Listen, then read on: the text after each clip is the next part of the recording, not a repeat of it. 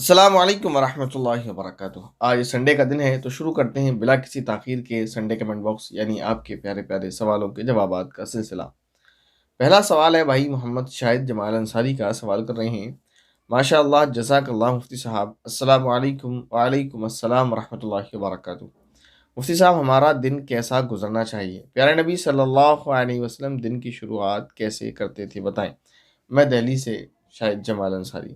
شاہد بھائی، نبی کریم صلی اللہ علیہ وسلم دن کی شروعات نماز کے ساتھ کیا کرتے تھے، تو جس کا دن نماز کے ساتھ شروع ہوتا ہے وہی شخص کامیاب ہے اور اسی کا دن سب سے بہتر ہے۔ اس کے بعد سوال ہے دوسرا، مفتی صاحب آپ کو دل سے السلام علیکم۔ وعلیکم السلام ورحمۃ اللہ وبرکاتہ۔ مفتی صاحب اللہ سبھی سے حساب لیں گے، وہ کون لوگ ہوں گے جن سے حساب نہیں ہوگا، بنا حساب کے جنت میں جائیں گے؟ کیا حدیث میں ذکر ہے؟ تفصیل سے بتائیں۔ حدیث شریف کے اندر ایسے بہت سارے لوگوں کا ذکر ہے جو بلا حساب و کتاب جنت میں جائیں گے، اور ان میں وہ لوگ ہوں گے جو لوگ تعویذ گنڈے نہیں کرتے کراتے ہوں گے، ان جھنجھٹوں میں نہیں پڑتے ہوں گے، وہ محض اللہ رب العزت پر توکل کرتے ہوں گے۔ تو اللہ رب العزت پر بھروسہ رکھیں اور اللہ کے نیک بندہ بننے کی کوشش کریں، ہم سبھی گناہوں سے اپنے آپ کی حفاظت کریں۔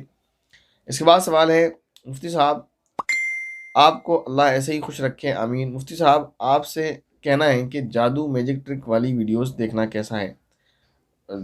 کیا فائدہ ہے اس کا؟ کوئی فائدہ تو نہیں ہے۔ کوئی ایسی، میں بارہا کہتا رہتا ہوں، کوئی اپنا وقت ایسے کام میں لگائے جس میں دین کا نہیں تو دنیا کا کچھ نہ کچھ فائدہ ہو۔ ہاں تھوڑی بہت فن مستی کے لیے اگر ایک آدھ دو ویڈیوز دیکھ لی جائیں جس میں کچھ ٹرک دیکھنے میں کچھ انٹرسٹنگ لگے، مزہ آئے، تو اس کی گنجائش ہے، ناجائز اور حرام تو نہیں کہا جائے گا، لیکن پھر بھی ایسی ویڈیوز دیکھی جائیں جو دین یا دنیا میں سے کسی ایک کا فائدہ پہنچائے تو یہ زیادہ بہتر ہے۔ ورنہ پھر آدمی انٹرسٹ اور فن مستی میں الجھ کر پھر اسی میں الجھا رہ جاتا ہے۔ کل آج اگر وہ جائز حدود میں رہ کر فن اور مستی کرتا ہے تو پھر وہ کل ڈر ہے، کیونکہ وہ ایسا پلیٹ فارم ہے سوشل میڈیا کہ وہ پھر ناجائز کی طرف بھی راغب ہونے لگتا ہے، تو اس لیے اس سے منع کیا جاتا ہے۔ اس کے بعد ان کا دوسرا سوال ہے اور میجک ٹرک کرنا کیسا ہے؟ بچوں کو ہنسانے کے لیے، ان کو تھوڑا بہت ان کے ساتھ فن مستی کرنے کے لیے گھر والوں کے ساتھ، تو اس طرح کی جو میجک ٹرکس ہوتی ہیں، جیسے اسکول اور کالج میں بھی آتے ہیں وہ جو میجیشین اپنے آپ کو کہلاتے ہیں، تو وہ ٹرکس دکھاتے ہیں، تو ان ٹرکس کو کیا جائے، کوئی حرج کی بات نہیں ہے۔ لیکن وہ جادو جس کی حدیث شریف میں ممانعت آئی ہے، یا وہ جادو جس کے ذریعے سے لوگوں کو تکلیف دینا، لوگوں کو پریشان کرنا، یہ سارے جو جادو ہیں، جیسے قرآن کریم میں جس کو اللہ رب العزت نے منع فرمایا ہے، اللہ تعالیٰ کی ناراضگی کا سبب ہے، وہ چیزیں بالکل بھی نہ کی جائیں۔ اس کے بعد بھائی زبیر انصاری سوال کر رہے ہیں، جس شادی میں کسی جاندار کی چیز کی تصویر چھپی ہو، ہم اس کے کام کر سکتے ہیں کہ نہیں؟ ہم اسے چھپواتے نہیں ہیں، نہیں چھاپتے ہیں، ہم صرف فولڈر کرتے ہیں، کیا کر سکتے ہیں یا نہیں؟ میرے ابھی بھی آپ کا سوال سمجھ نہیں آیا، میں معذرت چاہتا ہوں، لیکن میرا کہنے کا میں آپ کو تھوڑا سا جواب دے دیتا ہوں جو آپ کو سمجھ آ جائے۔ اگر آپ وہاں تصویر نہیں بناتے ہیں، تصویر نہیں لگاتے ہیں، تصویر سے ریلیٹڈ کوئی کام نہیں کرتے ہیں، تو آپ جو بھی کام وہاں کرتے ہیں آپ کر سکتے ہیں، کوئی حرج کی بات نہیں۔ جیسے آپ وہاں ڈیکوریشن کا کام کرتے ہیں، یا وہاں پر جو ہے ٹینٹ کا ایک ڈپارٹمنٹ ہوتا ہے، یعنی وہاں پر برتن یا اور دوسری چیزوں کا کام کرتے ہیں، تو جو بھی آپ کام کرتے ہیں ایکس وائی زیڈ، اگر آپ کا کام تصویر سے ریلیٹڈ نہیں ہے تو آپ بالکل کر سکتے ہیں، اس لیے پریشان نہ ہو، یا پھر اپنے سوال کو اچھے سے ایکسپلین کریں۔ میں معذرت چاہتا ہوں، میں آپ کے سوال کو پھر نہیں سمجھ پا رہا ہوں۔ اس کے بعد ایک سوال ایک بھائی کا، وہ کہہ رہے ہیں اگر کوئی شخص اسلام قبول کرنا چاہے تو اس کو اسلام کی کن کن باتوں پر عمل کرنا ضروری اور لازمی ہوگا؟ دیکھیں اس کا جواب یہ ہے کہ جو شخص اسلام میں داخل ہونا چاہتا ہے اس کو لازم اور ضروری ہے کہ وہ سچے دل سے اللہ رب العزت کے ایک ہونے کا یقین کرے اور زبان سے اس کا اقرار کرے۔ ہاں اگر کسی کو خطرہ ہے کسی چیز کا تو زبان سے اقرار نہ بھی کرے، لیکن دل میں اس بات کی تصدیق ہو کہ اللہ ایک ذات واحد کا نام ہے، اس کے علاوہ کوئی معبود نہیں، اور معبودان باطل کی تردید کرے۔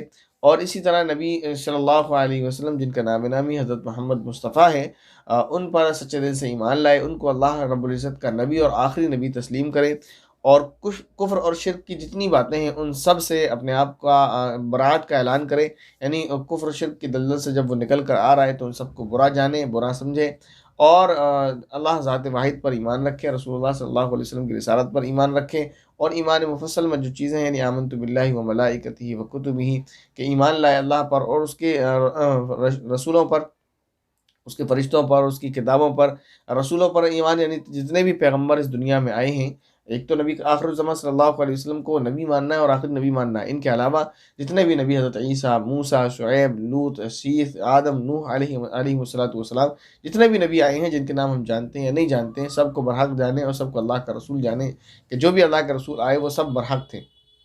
اس کے علاوہ اللہ رب العزت نے جتنی بھی کتابیں ان سب پر نازل فرمائی وہ کتابیں برحق تھیں اور ان پر بھی ایمان رکھے۔ بس ایسے ہی ضروری نہیں ہے کہ ان کو پڑھنا ہے کیونکہ اب وہ موجود نہیں ہیں۔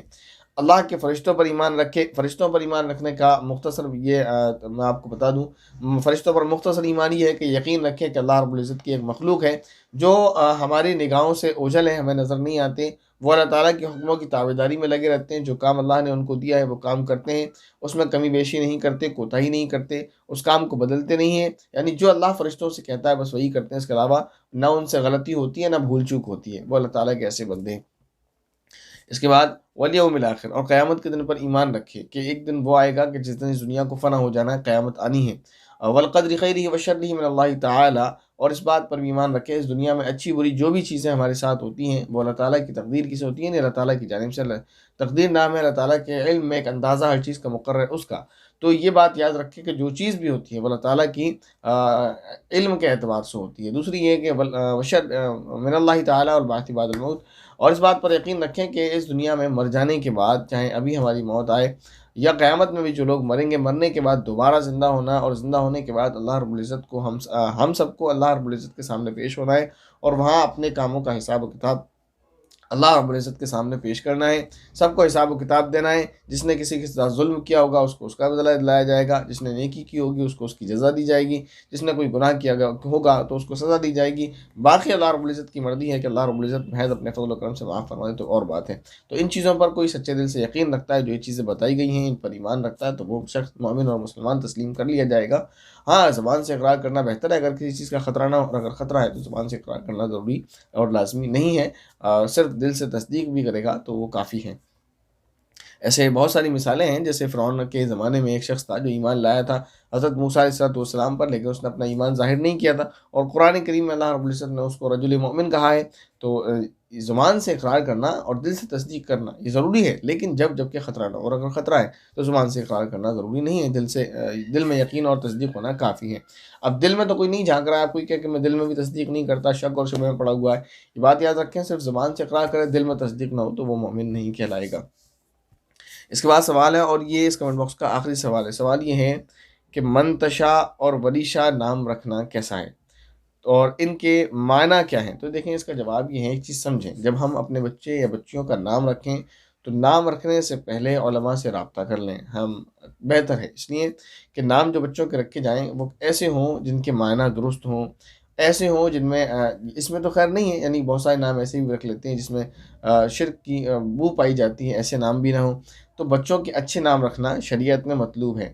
ایسے اچھے نام، ان سے یہ مراد ہے جس میں انبیاء علیہ السلام کے نام ہوں یا بزرگوں کے یعنی صحابہ کے نام ہوں یا ان میں سے کسی کے نام رکھیں، یہ زیادہ پسندیدہ ہے۔ اگر نام ایسا ہے کہ اس میں غیر اللہ کی طرف بندگی کی نسبت کی جا رہی ہے تو پھر یہ نام رکھنا حرام ہے، ناجائز ہے۔ اگر ایسا نام رکھا جاتا ہے جو بے معنی ہے یا اس کے معنی محمل ہیں، کچھ عجیب سے معنی ہے، درست معنی نہیں ہے، تو پھر وہ معنی کے اعتبار سے حرام یا مکروہ ہوگا۔ اگر معنی زیادہ خراب ہے تو وہ حرام ہوگا، اور اس میں معنی میں خرابی میں کمی ہے تو وہ ناجائز تو مکروہ ہوگا۔ تو نام جو رکھا جائے وہ پہلے تحقیق کر لی جائے کہ اس کی معنی کیا ہے، تب نام رکھا جائے، ایسے ہی نہیں رکھنا چاہیے۔ اب دو نام بتائیں، ایک کیا بتایا؟ منتشا۔ ہاں، تو یاد رکھیں، منتشا کوئی نام نہیں ہے اور منتشا نام نہیں رکھنا چاہیے۔ پتہ نہیں لوگ کیوں نام رکھ دیتے ہیں، لوگوں نے بس قرآن کریم میں دیکھا کہ یہ لفظ قرآن کریم میں ہے منتشا اور اس کو اٹھایا اور رکھ لیا، حالانکہ منتشا کوئی لفظ ہی نہیں ہے، من الگ ہے، تشا الگ ہے، دونوں کو ملا کر ایک لفظ بنا دیا، ایک نام بنا دیا، نام رکھ لیا۔ حالانکہ جو آیت ہے اس میں اس کا جو معنی ہے وہ مکمل نہیں ہے، صرف منتشا کا اور بے معنی سا مطلب ہو جاتا ہے، کیونکہ منتشا کے معنی ہوتے ہیں جس کو تو چاہے۔ تو اس نام کے کیا معنی ہوں گے؟ جس کو تو چاہے، آپ اپنی بچی کو بلا رہے ہیں، اس کا نام لے رہے ہیں کہ جس کو تو چاہے، کیا چاہے؟ ایک نام ہوتا ہے، جیسے کسی نے اپنی بچی کا نام فاطمہ رکھا، یہ اللہ کے نبی کی بیٹی کا نام تھا، کسی نے رقیہ رکھا تو اللہ کے نبی کی بیٹی کا نام تھا، کسی نے ام کلثوم زینب رکھا، اللہ کے نبی کی بیٹی کا نام تھا، عائشہ رکھا، اللہ کے نبی کی زوجہ کا نام تھا، خدیجہ رکھا، اللہ کے نبی کی زوجہ کا نام تھا۔ تو ایسے نام رکھے جائیں جو پسندیدہ ہیں، تو اس طرح کے نام نہیں رکھنا چاہیے۔ تو منتشا کوئی نام نہیں ہے، نہ ہی یہ نام رکھا جائے۔ ایسے ہی ایک نام کیا بتایا تھا؟ وریشا۔ وریشا بھی کوئی نام نہیں ہے، غالباً یہ بھی قرآن کریم کی ایک آیت سے اٹھا لیا ہو، تو وریشہ بھی کوئی نام نہیں ہے، تو عربی لغت کے اندر وریشہ کوئی لفظ ہے ہی نہیں ہے۔ اور اگر قرآن کریم سے کسی نے اٹھایا ہے تو واو وہاں پر الگ ہے، واو کے معنی آتے ہیں اور ریشہ الگ ہے، ریشہ کے معنی آتے ہیں زینت، یعنی اور زینت، زیب و زینت کا سامان۔ کیا مطلب ہے اور زیب و زینت کا سامان؟ تو اس طرح کے نام نہیں رکھنا چاہیے۔ نام رکھنے سے پہلے آپ معنی کی تحقیق کریں، کتنا وقت لگتا ہے اس میں، تو اچھے معنی آپ چنیں، انتخاب کریں اچھے معنی کا۔ اگر آپ خود سے نہیں کر سکتے تو علماء کرام سے رابطہ کریں، ان کو بتائیں۔ اچھا، ایک مسئلہ الگ ہے، رابطہ کرتے ہیں لیکن علماء پر مصیبت ڈالنے کے لیے فون آتے ہیں کہ حضرت گھر میں بیٹی پیدا ہوئی ہے، بیٹا پیدا ہوا ہے، کوئی اچھا سا نام بتا دیں۔ اب اچھا سا نام کیا بتا دیں؟ نام بتاتے ہیں ان کو پسند نہیں آتا، نام بھی یونیک ہونا چاہیے، نام بھی یونیک ہونا چاہیے۔ اب تو حال یہ ہے کہ وہ ترکش ڈرامے چلنے لگے انڈیا میں، تو نام ترکش رکھنے لگے ہیں، کئی بچوں نے اپنے نام ترکش رکھ لیے۔ میں نے پوچھا اس کے کیا معنی ہے؟ پتہ نہیں، بس وہ فلاں سیریل میں نام تھا، نام رکھ لیا۔